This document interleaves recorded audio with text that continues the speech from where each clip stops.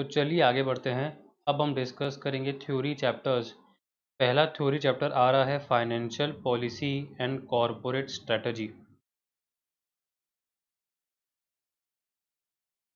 तो strategic financial decision making framework.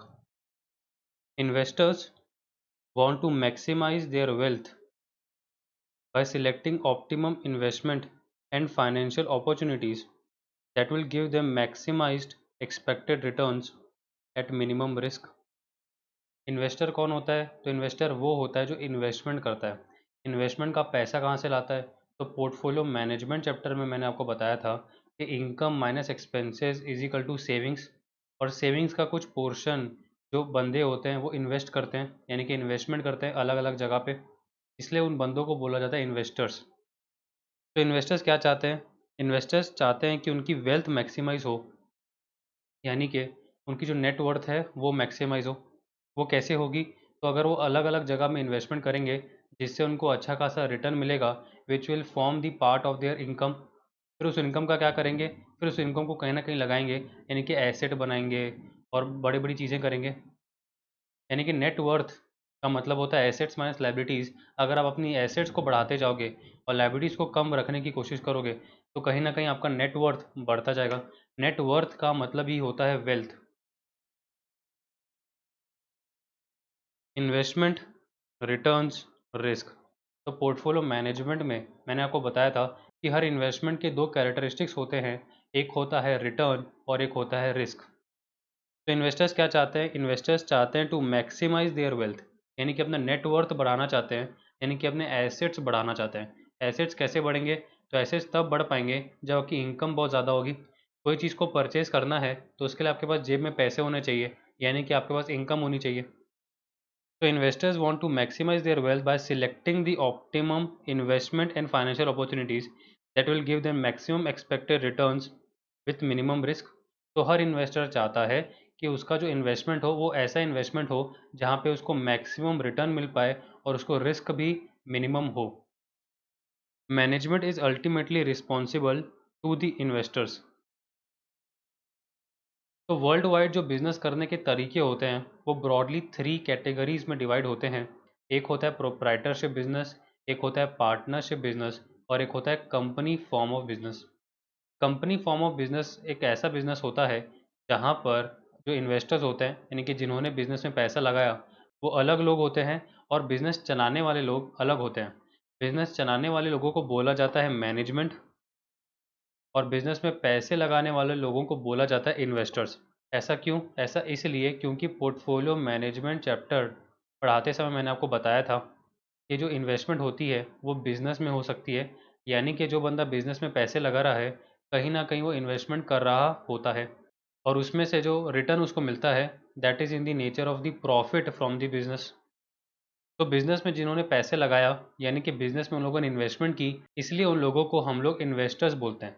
तो आपको एक क्लैरिटी होनी चाहिए कि बिजनेस में पैसे लगाने वाले लोगों को इन्वेस्टर्स क्यों बोलते हैं। इन्वेस्टर्स इसलिए बोलते हैं क्योंकि उन बंदों के लिए, यानी कि उन इन्वेस्टर्स के लिए इन्वेस्टमेंट क्या है? तो बिजनेस एक इन्वेस्टमेंट है जिसमें से उनको रिटर्न्स चाहिए, यानी कि प्रॉफिट फ्रॉम द बिजनेस चाहिए। सिंस मैनेजमेंट अलग है, यानी कि बिजनेस चलाने वाले लोग अलग हैं और बिजनेस में पैसे लगाने वाले लोग अलग हैं, तो जिन्होंने बिजनेस में पैसा लगाया उनकी एक्सपेक्टेशंस पूरी होनी चाहिए। यानी कि मैनेजमेंट की रिस्पॉन्सिबिलिटी है कि जो इन्वेस्टर्स का गोल है which is to maximise their wealth वो पूरा होना चाहिए। यानी कि मैनेजमेंट का काम है to maximise the wealth of the investors. The satisfaction of the interest of the shareholders should be perceived as a means to an end, namely maximization of shareholders' wealth। यानी कि कुल मिला के मैनेजमेंट का काम है मैक्सिमाइज करना shareholders wealth. Therefore, all businesses need to have the following three fundamental essential elements: a clear and realistic strategy, the financial resources, controls and systems to see it through, and the right management team and processes to make it happen। So we may summarize this by saying that the strategy plus finance plus management is equal to fundamentals of business। तो कोई भी business करने के लिए तीन elements का होना बहुत ही ज़रूरी है। सबसे पहला है स्ट्रेटजी, यानी कि अपने को करना क्या है, हमने बिजनेस चालू किया किसी ना किसी ऑब्जेक्टिव से, यानी कि किसी ना किसी गोल से, तो वो गोल को क्लियरली स्टेट कर देना कि मैंने ये बिजनेस चालू क्यों किया। दूसरा, फाइनेंस। कोई भी बिजनेस चलाने के लिए आपको पैसों की ज़रूरत होती है। हर बिजनेस पैसों से ही चलता है। तो अगर आपके पास पैसा है तभी वो बिजनेस चल पाएगा। स्ट्रैटेजी से कुछ नहीं होगा, फाइनेंस की भी ज़रूरत पड़ेगी। तीसरा है मैनेजमेंट। मैनेजमेंट का मतलब ये है कि ज़रूरी नहीं है कि कंपनी फॉर्म ऑफ बिजनेस में ही आप बिजनेस करो। अगर आपके घर में कोई फैमिली बिजनेस है जहाँ पे प्रोप्राइटरशिप, जहाँ पे आपके पेरेंट्स जो हैं वही उस बिजनेस को चलाते हैं, तो वो उसके मैनेजमेंट कहलाएंगे, यानी कि the investors is equal to the management. Same चीज़ पार्टनरशिप फर्म में भी होती है, जहाँ पे partners who are the investors are also equal to the management of the business. सिर्फ कंपनी फॉर्म ऑफ बिजनेस में ही ऐसा होता है कि इन्वेस्टर्स अलग होते हैं और मैनेजमेंट अलग होता है। इसका मतलब ये निकलेगा कि जो बिजनेस चलना है वो मैनेजमेंट के थ्रू चलना है। तो मैनेजमेंट जितना अच्छा होगा तो जाके आपकी स्ट्रैटेजी, यानी कि आपको जो गोल्स हैं वो भी अचीव हो पाएंगे। साथ साथ आप फाइनेंस भी मेंटेन करके चल पाओगे, यानी कि बिजनेस में जो पैसा है वो अच्छे से ग्रो होता रहेगा।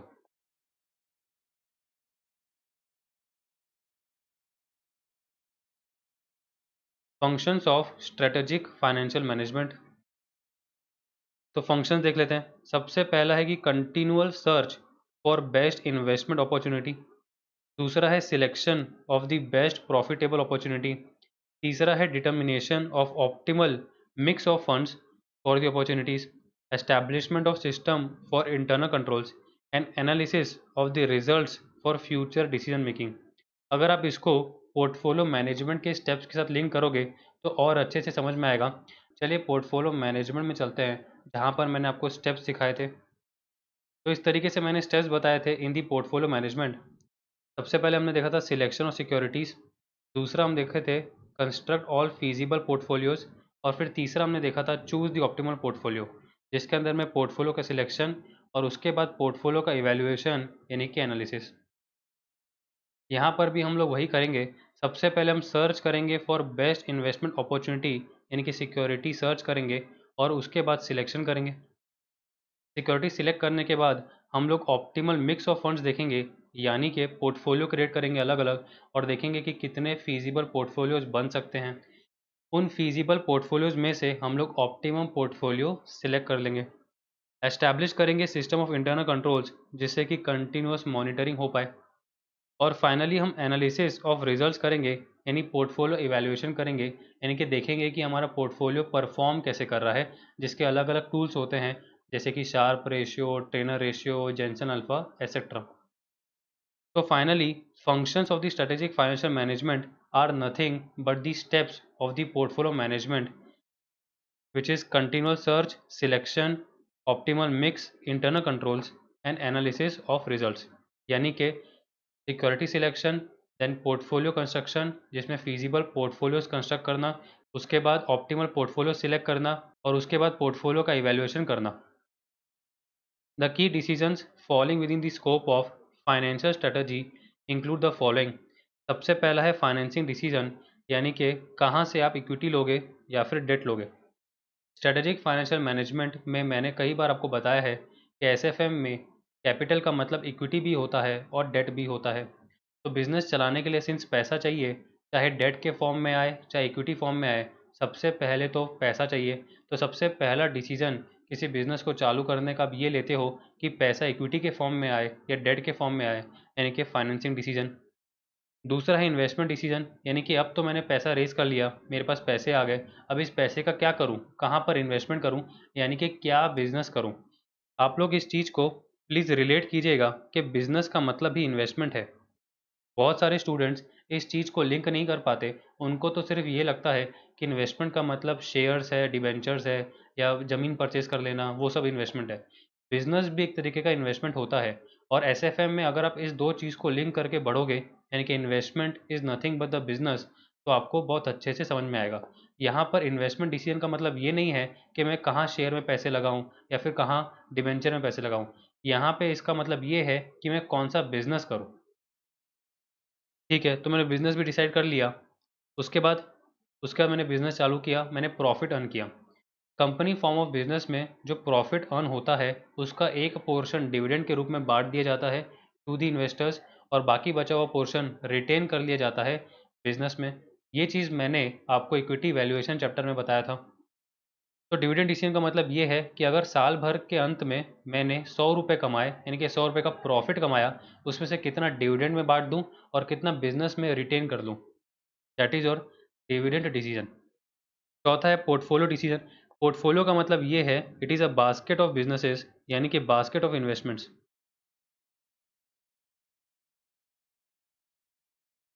अगर आपका बिजनेस बहुत बड़ा हो गया, यानी कि बहुत अच्छे से ग्रो कर रहा है, तो आप लोग नए बिजनेस में एंटर करने की कोशिश करोगे और वहाँ से अच्छा खासा रिटर्न, यानी कि प्रॉफिट कमाने की सोचोगे। तो यहाँ पर ये बात चल रही है कि पोर्टफोलियो डिसीजन का मतलब ये है कि मैं कौन से पोर्टफोलियो, यानी कि कौन से बास्केट में बिजनेस करूँ।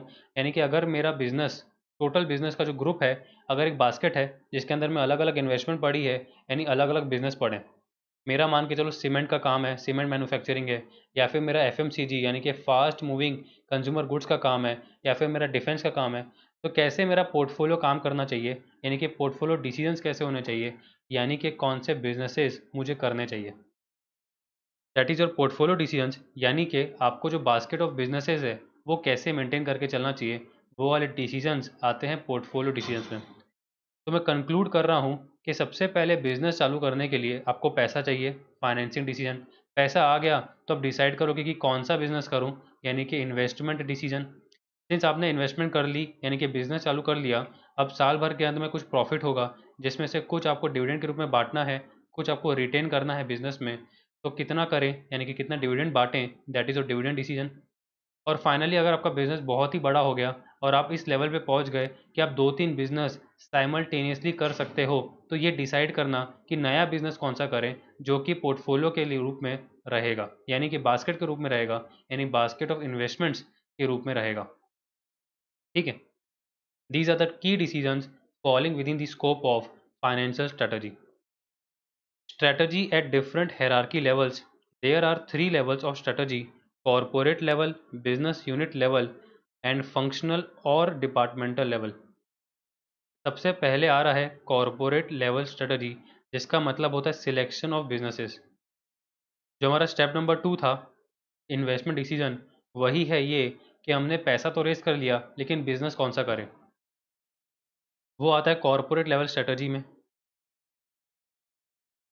दूसरा है बिजनेस यूनिट लेवल स्ट्रेटजी, जहाँ पे practical coordination of the operating units का ध्यान रखा जाता है। यानी कि सिंस आपने डिसाइड कर लिया, यानी कॉरपोरेट लेवल स्ट्रेटजी में डिसाइड कर लिया कि आपको कौन सा बिजनेस करना है, अब उस बिजनेस को करने के लिए आपने कुछ एक्सपर्ट्स बुलाए, उनको हायर किया, उनसे पूछा कि बिजनेस कैसे करें, तो उन्होंने कुछ आपको गाइडेंस दिया, that is the practical coordination of the operating units.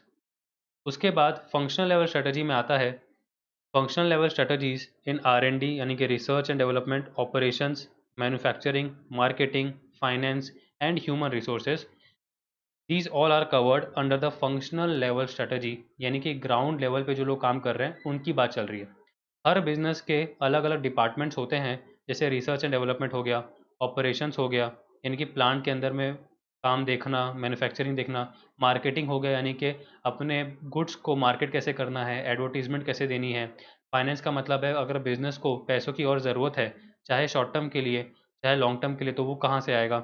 And human resources का मतलब है कि आपके अंडर में जो एम्प्लॉयज़ काम कर रहे हैं, लेबर काम कर रहे हैं, उनको मेंटेन करके चलना, उनके हितों का ध्यान रखना, जिससे कि आपका बिजनेस अच्छे से ग्रो हो पाए।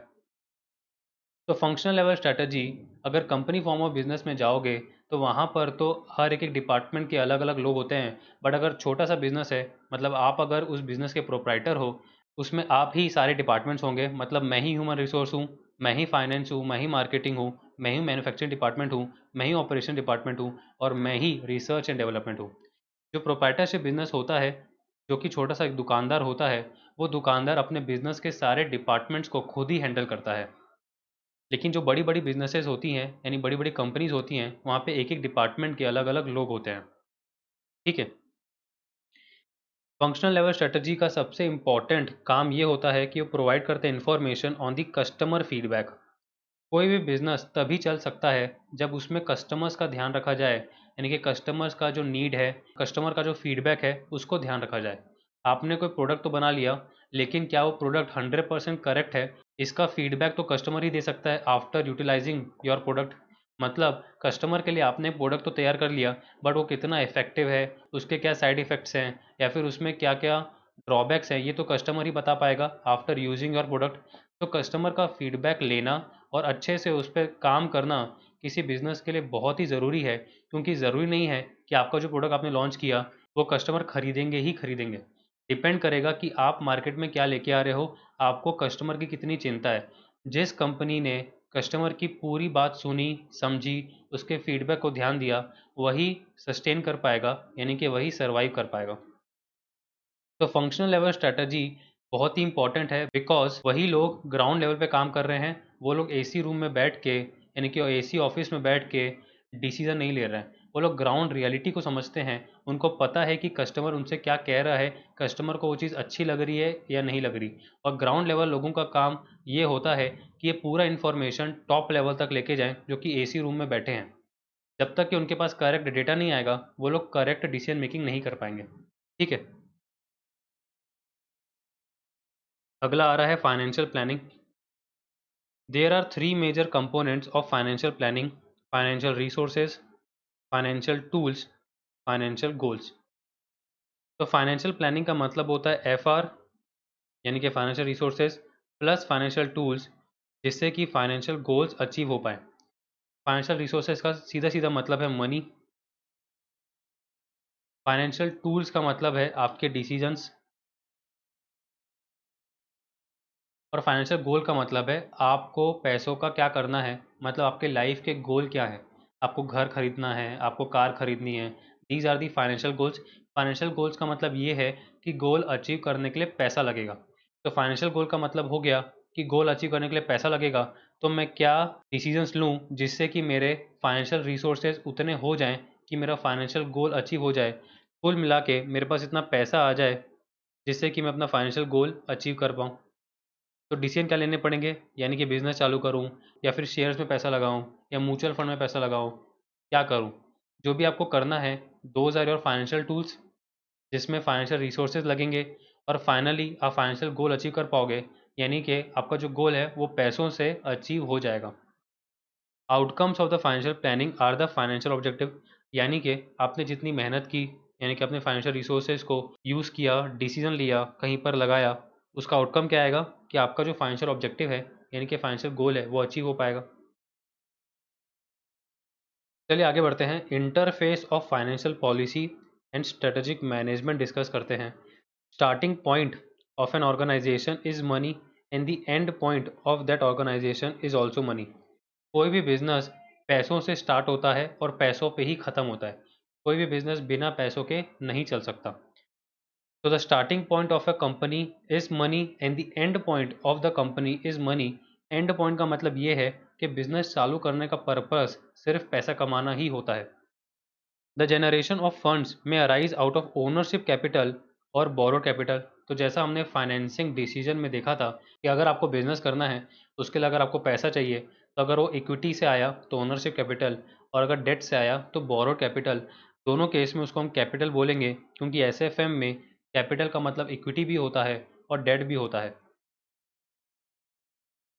Another important dimension of strategic management and financial policy interface is the investment and fund allocation decisions।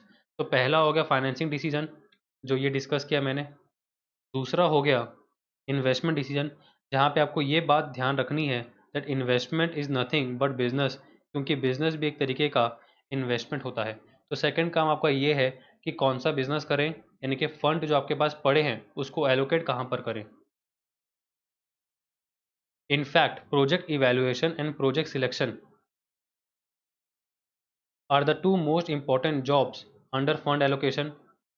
तो ये तो कॉमन सेंस है कि कोई भी प्रोजेक्ट अगर आपको करना है, उसका आप इवैल्यूएशन करोगे और उसका सिलेक्शन बाद में करोगे, जिससे कि आप फंड एलोकेट कर पाओगे, यानी कि डिसाइड कर पाओगे कि कौन सा बिजनेस करना है। मेरे पास अगर आज फंड इकट्ठा हो गए हैं और मेरे पास 4 प्रोजेक्ट रख दिए गए, उसमें से मैं वही चूज़ करूँगा जहाँ पे मेरा रिस्क कम होगा, रिटर्न ज़्यादा होगा, या फिर कुछ और पैरामीटर जो मेरे हैं उसको मद्देनज़र रखते हुए ही मैं फ़ंड का एलोकेशन करूँगा, यानी कि वो वाला बिजनेस चालू करूँगा।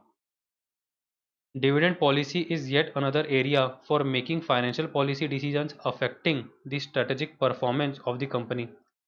तो पहला हो गया फाइनेंसिंग डिसीजन, डिस्कस कर लिए। दूसरा हो गया इन्वेस्टमेंट डिसीजन, वो भी डिस्कस कर लिए। तीसरा आ रहा है डिविडेंड डिसीजन, यानी कि डिविडेंड कितना बांटें, यानी कि सिंस अब मैंने बिजनेस चालू कर लिया है, मैं अच्छा खासा प्रॉफिट कमा रहा हूँ, अब कितना डिविडेंड बांट दूँ और कितना रिटेन कर दूँ बिजनेस में, that is the dividend policy, यानी कि डिविडेंड डिसीजंस।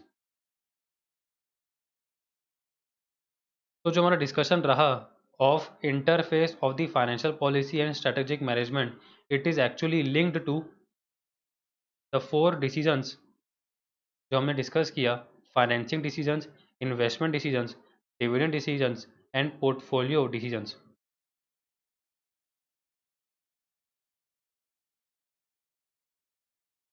अगर आप नोटिस करोगे तो जो investment and fund allocation decision है, that will ultimately lead to portfolio decision, जो हमारा फोर्थ स्टेप है। क्योंकि अगर आपके पास बहुत सारे पैसे इकट्ठा हो गए तो आप नया बिजनेस करने जाओगे, और नया बिजनेस करना ही इन्वेस्टमेंट करना होता है, यानी कि fourth step is nothing but the second step. ठीक है।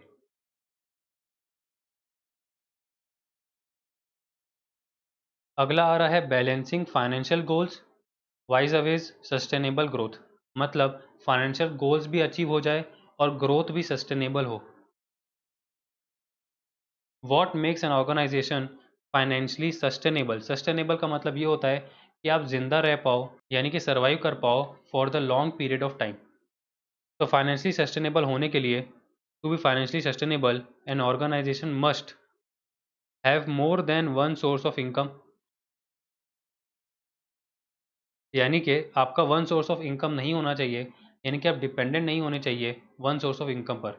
मैंने आपको पोर्टफोलियो मैनेजमेंट में बताया था that income minus expenses is equal to savings.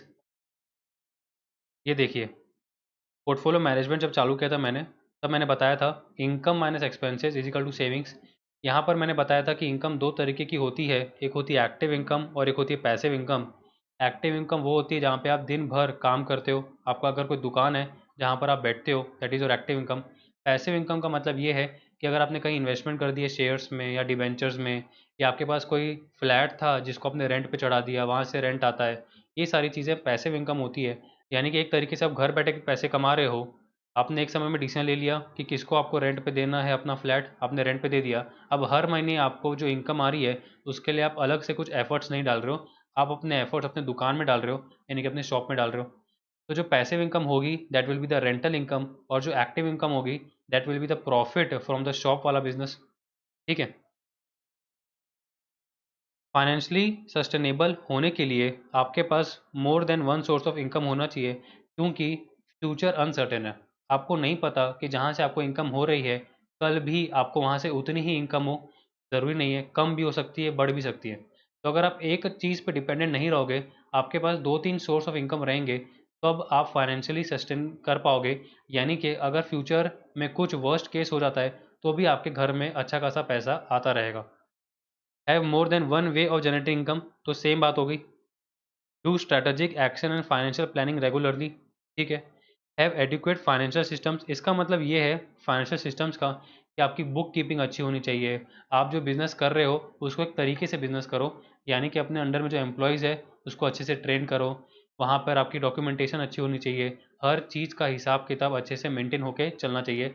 जिससे कि क्या होगा, आपके पास आज की डेट में कितना एसेट है, कितना लायबिलिटी है, कितनी आपकी इनकम हुई है, कितने आपके एक्सपेंसेस है, आपको पता चलता रहेगा। बहुत बार ऐसा होता है कि बिजनेस अगर बहुत अच्छा चल रहा है और आपकी इनकम बहुत ज़्यादा है, तो आदमी खर्चे पर ध्यान नहीं देता, ऊट पटांग खर्चा करता रहता है। उसको ये लगता है कि अरे पैसे हैं, ज़िंदगी भर रहेंगे, बट ऐसा नहीं होता। अगर आपके पास आज पैसा है, उसको फाइनेंशियल प्लानिंग के थ्रू अच्छी जगह पे इन्वेस्ट करो, जिससे कि फ्यूचर में भी जब आपको पैसों की ज़रूरत हो तब आपके पास अवेलेबल रहे। ठीक है। Have a good public image. Public image का मतलब ये है कि अगर आपके बिजनेस को बहुत लोग जानते हैं तो आपके बहुत सारे कस्टमर बन सकते हैं। और अगर आपकी पब्लिक इमेज अच्छी है, यानी कि लोग आपको रिस्पेक्टफुल नज़र से देखते हैं, तो आपका प्रोडक्ट या फिर आपकी सर्विस ज़रूर लेंगे।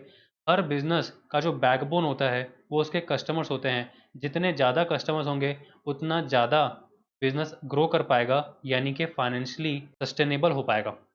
और अगर आपकी पब्लिक इमेज अच्छी नहीं है तो आपके कस्टमर धीरे धीरे कम होते जाएंगे, यानी कि आपका प्रोडक्ट या फिर आपकी सर्विस का जो सेल है यानी कि जो टर्नओवर है वो कम होते जाएगा, और धीरे धीरे आपको बिजनेस बंद करना पड़ेगा, क्योंकि बिजनेस में कैश इनफ्लो कम होते जाएगा, और बिजनेस तो कैश से ही चलता है, यानी पैसों से ही चलता है। तो सिंस कैश नहीं है, पैसा नहीं है, बिजनेस बंद करना पड़ेगा। तो पब्लिक इमेज अच्छी होने का लिंकेज जो है वो कस्टमर्स के साथ है, कि जितनी अच्छी इमेज किसी बिजनेस की होती है उसके कस्टमर्स बहुत सारे होते हैं या फिर धीरे धीरे बढ़ते रहते हैं। Be clear about its values, यानी कि वैल्यू क्लैरिटी। हर बिजनेस को एथिक्स फॉलो करना चाहिए, यानी कि कुछ प्रिंसिपल्स ले डाउन करने चाहिए जिसके कारण वो बिजनेस मार्केट में अच्छी इमेज बना के चल रहा हो। है फाइनेंशियल ऑटोनॉमी। फाइनेंशियल ऑटोनॉमी का मतलब ये होता है कि डेट बहुत कम हो, और इक्विटी यानी कि ओनर्स के पास जो पैसा है वो बहुत ज़्यादा हो। ऑटोनॉमी का मतलब ये होता है कि आप इंडिपेंडेंट रहें फाइनेंशियली, आपको डिबेंचर होल्डर्स या बैंक के लोन पर डिपेंडेंट ना होना पड़े, तब जाके आप फाइनेंशियली सस्टेन कर पाएंगे। तो what makes an organisation financially sustainable? आपके पास more than one source of income होना चाहिए, have more than one way of generating income, do strategic action and financial planning regularly, have adequate financial systems, have a good public image, be clear about its values यानी कि value clarity, and have financial autonomy. The sustainable growth rate is a measure of how much a firm can grow without borrowing more money. Sustainable growth rate का formula होता है ROE multiply by 1 minus dividend payment ratio, यानी कि R into B, this is जी।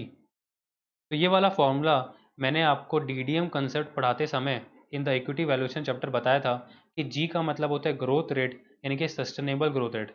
उसका formula मैंने बताया था B into are, यानी कि retention ratio multiply by the ROE। इसका मतलब ये है कि अगर साल भर के अंत में मैंने 100 रुपये कमाए, जिसमें से 40 रुपीज़ डिविडेंड बांट दिया, तो कितने पैसे बचे? तो 60 रुपये बचे। 60 रुपये का क्या करूँगा? 60 रुपये को बिजनेस में लगा दूंगा, बिजनेस में यूज़ करूँगा। तो सिंस 60 रुपये मेरा रिटेन हो गया, वो एक तरीके से इंटरनल फंडिंग हो गई मेरे बिजनेस की। तो अगर मुझे 60 रुपये की ज़रूरत पड़ेगी तो मार्केट से नहीं उठाना पड़ेगा, मेरे पास 60 रुपये खुद के कमाए हुए हैं, दैट इज़ इंटरनल इक्विटी, यानी कि इंटरनल फाइनेंसिंग। तो 60 रुपये का बिजनेस मैं कर पाऊंगा। सिंस वो 60 रुपये मैंने बिजनेस में लगा दिए, यानी कि retention ratio multiply by the ROE, यानी कि रिटर्न ऑन इक्विटी, मतलब बिजनेस मुझे कितना कमा के देगा उससे मल्टीप्लाई कर दूंगा, तो कुल मिला के मैं अपने प्रॉफिट से प्रॉफिट कमा लूंगा। मान के चलो मेरा बिजनेस 10% रिटर्न ऑन इक्विटी कमा के देता है, तो 60 रुपये जो मेरा बिजनेस में लग रहा है उससे मैं 10% यानी कि 6 रुपये और कमा लूंगा। यानी कि सबसे पहले तो 100 रुपये कमाया विच इज़ प्रॉफिट, 40 रुपये बांट दिया which is the appropriation of the profit, 60 रुपये का प्रॉफिट बच गया। इस प्रॉफिट को फिर से बिजनेस में लगा दिया, 10% का रिटर्न कमा लिया, यानी कि 6 रुपये कमा लिया, यानी कि 60 रुपये से 6 रुपये कमा लिया, यानी कि प्रॉफिट में से प्रॉफिट कमा लिया, यानी कि मैं ग्रो कर रहा हूँ। ये फॉर्मूला तभी काम करेगा जब आप ये मान के चलते हो that the firm can grow without borrowing more money. मतलब आपको जो पैसों की ज़रूरत है ना, वो आप इंटरनली फंड कर रहे हो, यानी कि इंटरनली फाइनेंस कर रहे हो अपने आप को। 60 रुपये की ज़रूरत थी तो 60 रुपये का रिटेन अर्निंग कर लिया, यानी कि 60 रुपये जो प्रॉफिट कमाया था उसको रिटेन कर लिया, डिविडेंड में नहीं बांटा। That's your sustainable growth rate SGR। तो what makes an organisation sustainable? ऊपर हमने डिस्कस किया कि फाइनेंशियली सस्टेनेबल कैसे रहें, अब हम डिस्कस करेंगे कि सस्टेनेबल कैसे रहें। In order to be sustainable an organisation must have a clear strategic direction, be able to scan its environment और context to identify opportunities for its work, be able to attract manage and retain competent staff, have an adequate administrative and financial infrastructure, be able to demonstrate its effectiveness and impact in order to leverage further resources। leverage further resources का मतलब है कि bank से अगर आपको पैसा उठाना है, मान के चलो बैंक से लोन लेना है तो बैंक आपको लोन दे देगी, यानी कि अगर आपको मार्केट से कहीं से भी पैसा उठाना है तो आप उठा सकते हो, यानी कि लेवरेज कर सकते हो फर्दर रिसोर्सेज। रिसोर्सेज का मतलब है पैसा, money. Be able to demonstrate its effectiveness, यानी कि जब आप बैंक के पास लोन लेने जाओगे तो वो बोलेगा कि भाई आपका जो पास्ट परफॉर्मेंस है वो बताओ, यानी बैलेंस शीट लेके आओ, प्रॉफिट एंड लॉस लेके आओ, कितना प्रॉफिट कमा रहे थे, फ्यूचर में क्या आपके एस्टिमेट है कि आप और प्रॉफिट कमाओगे। तो अगर आप ये बता देते हो कि आप इफेक्टिव हो, यानी कि आपका बिजनेस अच्छा चल रहा है, तब आप लेवरेज कर सकते हैं फर्दर रिसोर्सेज, यानी कि आप मनी उठा सकते हैं बैंक से लोन के रूप में। सिर्फ बैंक से नहीं, अगर आपको इक्विटी फंडिंग चाहिए, यानी कि इन्वेस्टर से पैसा उठाना है, या फिर डिबेंचर इशू करना है तो डिबेंचर होल्डर से पैसा उठाना है, या बैंक से लोन लेना है, यानी कि आपको और पैसों की ज़रूरत है, then you will be able to leverage further resources, यानी कि आप पैसा उठा सकते हैं मार्केट से अगर आप अपना इफेक्टिवनेस डेमोन्स्ट्रेट कर पाओ, यानी कि अपने बिजनेस को प्रॉफिटेबल बना पाओ। Get community support for and involvement in its work. तो ये सारे तरीके हैं जिससे ऑर्गेनाइजेशन सस्टेनेबल हो सकता है। तो इस तरीके से कंप्लीट होता है हमारा chapter financial policy and corporate strategy वाला। ठीक है।